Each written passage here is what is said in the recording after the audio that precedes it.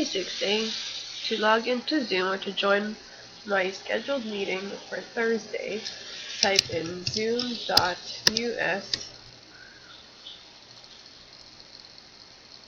Up here you can see the join a meeting function or button.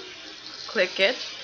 I will provide you with the personal or the meeting ID. You type it in there and you press join. So I'm just going to do this. Oops. To join,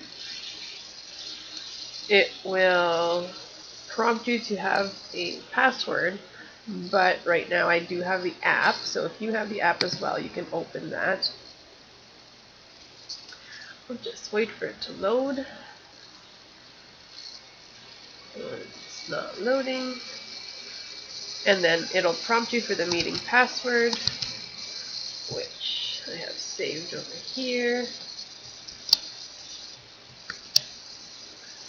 Press join meeting and you should be able to join the meeting.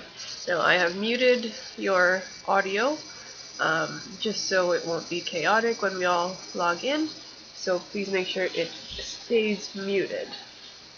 Now if you have the app, just click on your app. It's more straightforward. You press join a meeting, enter the ID that I will provide you.